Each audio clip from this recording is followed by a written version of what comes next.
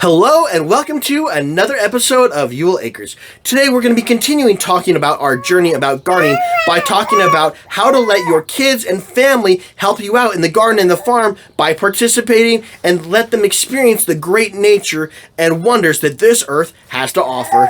Let's get started.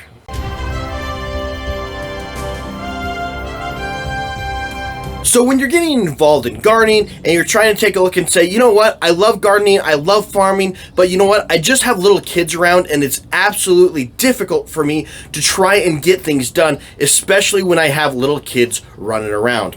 Well, today we're going to have a guest today, and this is my daughter.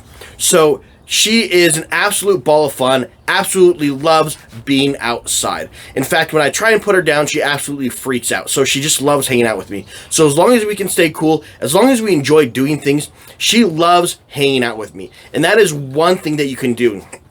Don't exclude your kids from farming. Don't exclude them from gardening. Let them participate. Let them feel dirt. They're going to absolutely love spending time with you, and they're going to love spending time in the garden.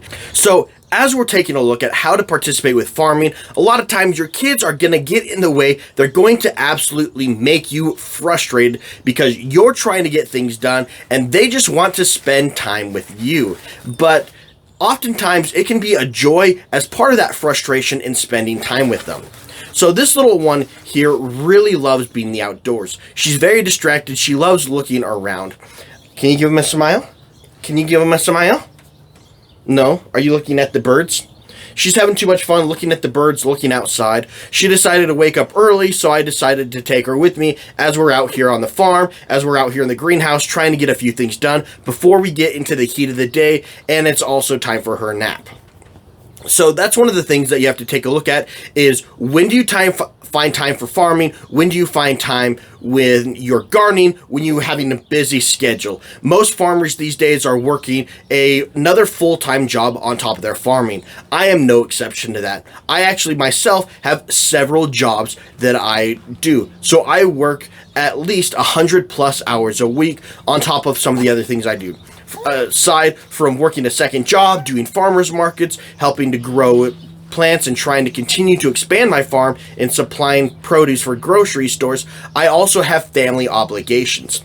Now, that can be very stressful when you're trying to stretch your time very thin. How do you find time to do everything? Well, modern technology as well as older technology has made those things possible. You've got baby carriers, you've got strollers, you've got little playpens that you can take outside. Just if you're going to take them outside, make certain that you stay hydrated, make certain that you're paying attention to them. It's not a set it and forget it type of thing. You want to continually make certain that they're okay.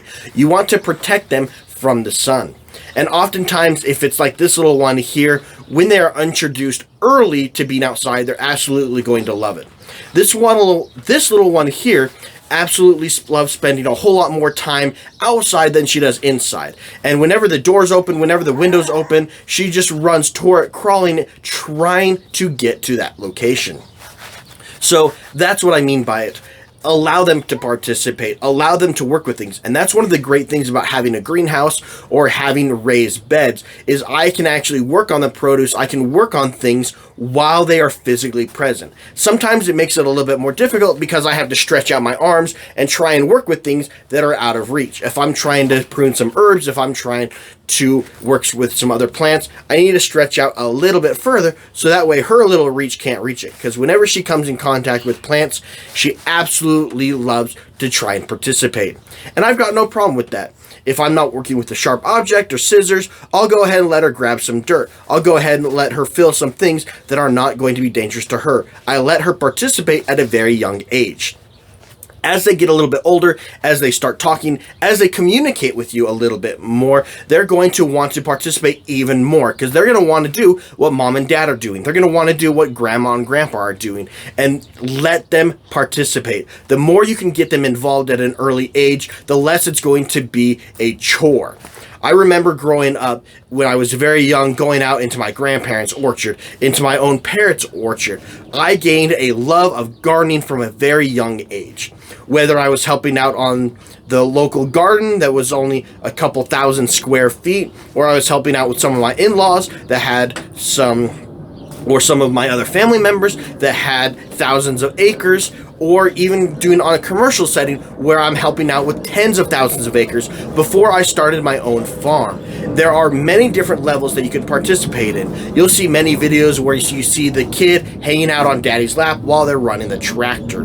Let them participate, as long as it is a safe, cohesive manner. There are many things, many tasks that you can do while you still have your kids participating.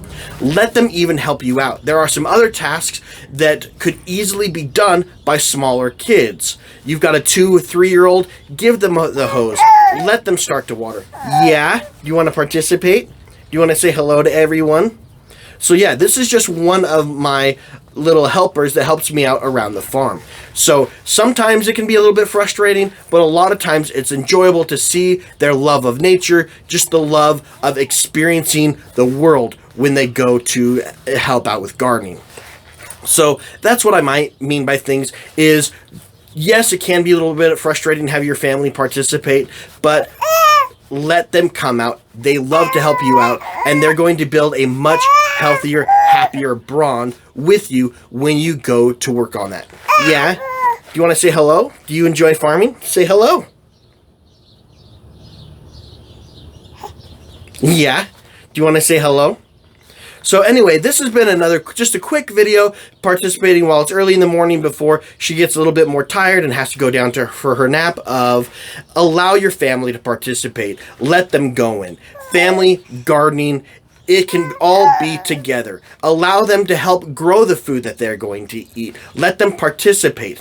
And if they're lucky, if you're in the strawberry patch, if you're working around, maybe they'll be able to snag a quick strawberry or a quick snack. That will make the whole process even more enjoyable. Losing a few berries here and there to wandering hands that want to eat it is going to be well worth it in the long run if it helps them to pick berries. Now, when you're dealing with some of these items, now, depending on how big of a kid they are, only half of the berries may actually make it to the bucket. The other half may end up in the kid's mouth. But the strong bonds and relationships that you form by them helping you out is going to be much more important in the long run. Are you getting tired? Are you starting to yawn? It may be soon for this little one's nap because she's been helping me all morning out in the garden. But this has just been a quick video. If you like what we're doing, if you're getting value out of these videos of not only spending time with family, of working in the garden, learning how to farm, learning about beekeeping, let us know in the comments below. What is it that you like to do with your family in participating in the garden? Once again, thank you so much for joining us. If you're getting value out of these videos, don't forget to subscribe, click on that bell for notification, and we look forward to seeing you next time.